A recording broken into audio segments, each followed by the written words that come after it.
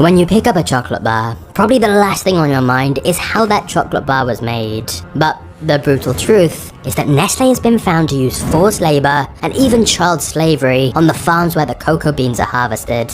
And for a while, this cheap exploitative labor went mostly unnoticed, leading to low costs and high profits. But then in the year 2000, a report came out that said Nestle was guilty of buying blood chocolates, and that Nestle was fully aware that enslaved children were working on their plantations. Now, this was also true for many of the big chocolate companies. So in the year 2000, Nestle, Cadbury, and Mars all promised to make their chocolate slave-free by 2005. Except, they didn't. The years flew by, and they kept missing all the deadlines they set.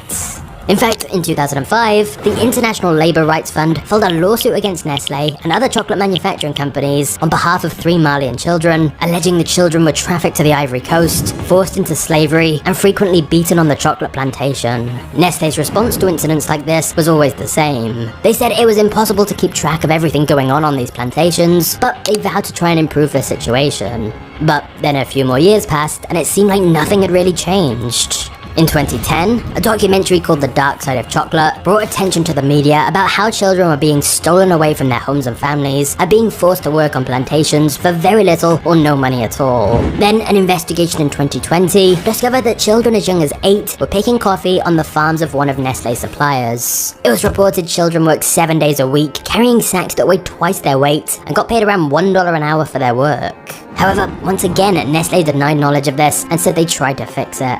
And to be fair here, this is a complex issue that's certainly not limited just to Nestle. But what does seem clear is Nestle have known about these labor problems for decades, and with their billions of dollars, they could surely have done a lot more if they really wanted to. The only time they seemed to show signs of action against these brutal working conditions was when they were getting negative press. And there's another example of this with what happened in Ethiopia. In 2002, Nestle was demanding $6 million from the government of Ethiopia, one of the poorest countries on the planet.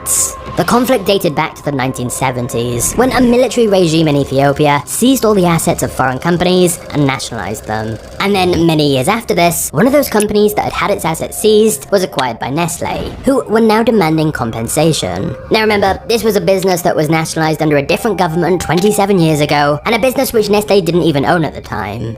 But still, to be fair to Nestle here, technically they were entitled to claim compensation. But here's the issue.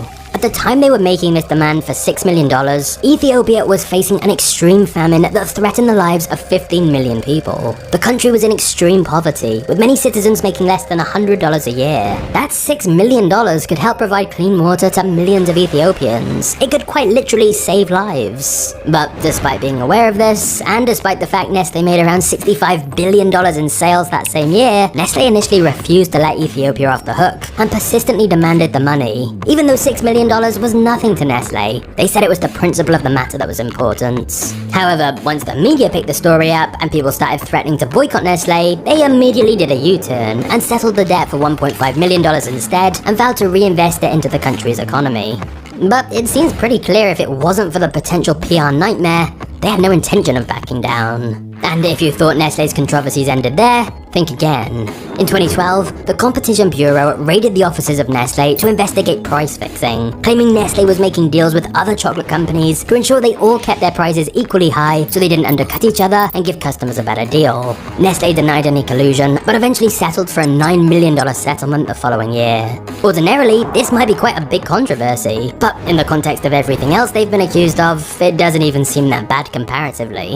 And to be honest, we could go on for a while listing allegations against the company, like the legal dispute that claimed dog food produced by Nestle Purina Pet Care resulted in serious illness and death of thousands of dogs. Or we could talk about Nestle's terrible pollution stats.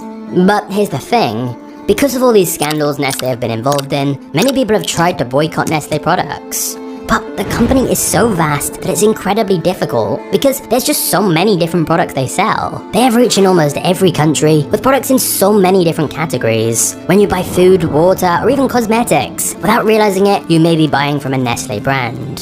Which is probably why, despite all of these controversies, Nestle has continued to grow and make more acquisitions to become even more powerful.